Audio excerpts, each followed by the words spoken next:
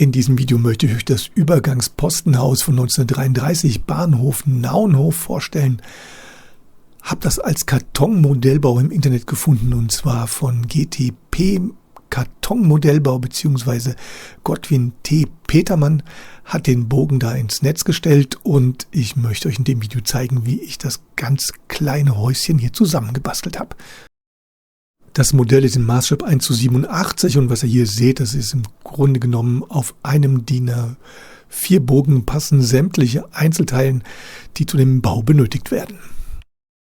Das ist dann mein ausgedruckter Bogen, und ich fange an, die ersten Teile auszuschneiden, die noch eine Graupappe unterklebt bekommen zur Stabilisierung, damit das als erstes trocknen kann.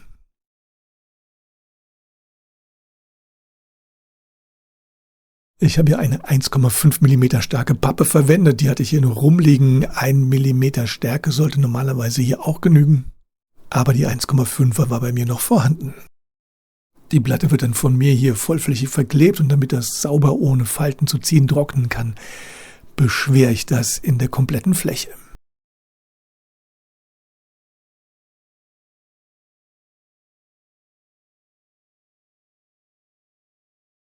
Das war dann erstmal die Grundplatte, und hier gibt es noch einen weiteren Teil mit den Treppenstufen, und mit denen verfahre ich dann genauso.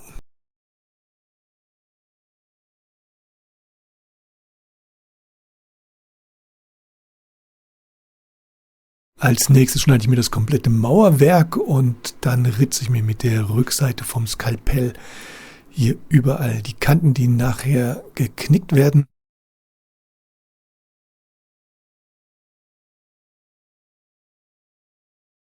Knicke mir das Ganze dann an den Kanten nach, und dann gehe ich dazu über und schneide mir aus der Grundplatte nochmal den Mittelteil heraus.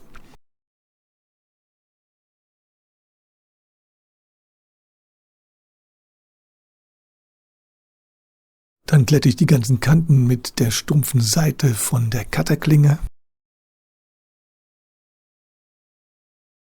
Dann verklebe ich die Außenmauern und setze dann dieses komplett geklebte Teil auf der Bodenplatte auf. Zum Trocknen wird das Ganze wieder mit Gewichten beschwert.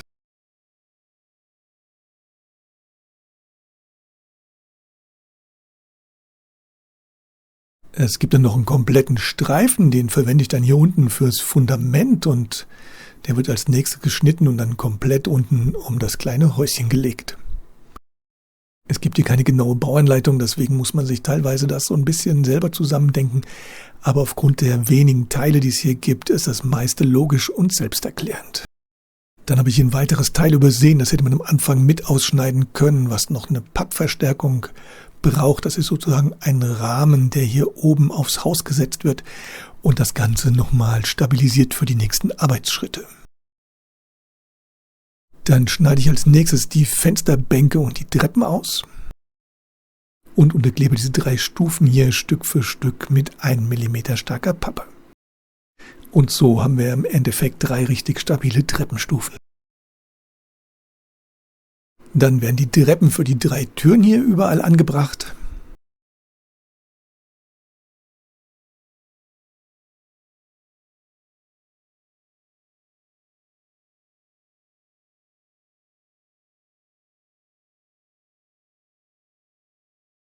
Und als nächstes verklebe ich die Fensterbänke.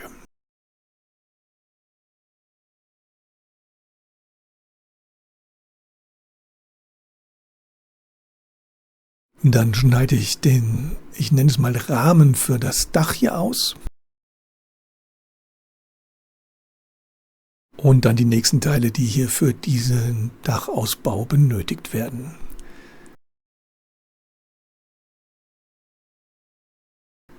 Gleich noch den Schornstein mit, und der wird dann noch gleich von mir verklebt. Dieses nächste Rahmenteil wird dann wieder vorgeknickt. Dann verklebe ich als erstes dieses Rahmenteil.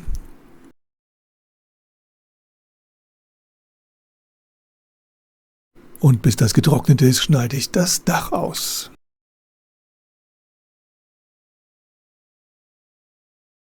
Dann verklebe ich diese Blende mit dieser angedeuteten Dachrinne.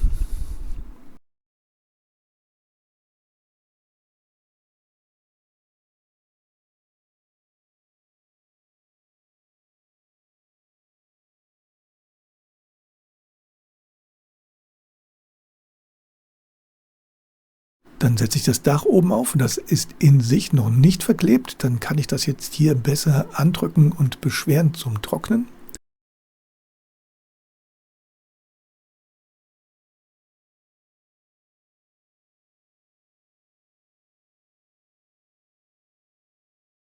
Und wenn sich das mit dem Rahmen verbunden hat und abgetrocknet ist, dann verklebe ich das Dach im oberen Bereich.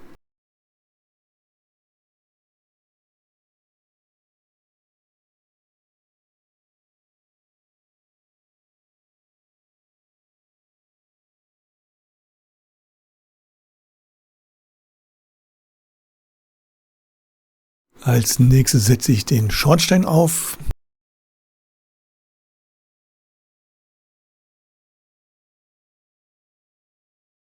Und zum Schluss baue ich noch den Fernmeldekasten zusammen und bringe ihn an der Hauswand an.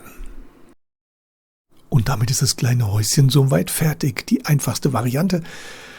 Man könnte jetzt die ganzen Schnittstellen hier noch mit Farbe behandeln, das Ganze ausschmücken, den Rasen begrünen und die Wege bestreuen, aber das hebe ich mir für nächstes Mal auf. Das war jetzt erstmal die einfachste Version. Schnell gebaut, ist ein schöner kleiner Bausatz geworden und ich bin erstmal ganz zufrieden damit. Die Webseite, von der ich das habe ich euch unten verlinkt. Meine Materialien, die ich benutze, sind auch unter dem Video. Wenn ihr irgendwelche Anregungen habt, dann schreibt es mir gerne in die Kommentare. Ansonsten danke ich euch erstmal wieder fürs Zuschauen. Demnächst gibt es dann wieder mehr und bis bald.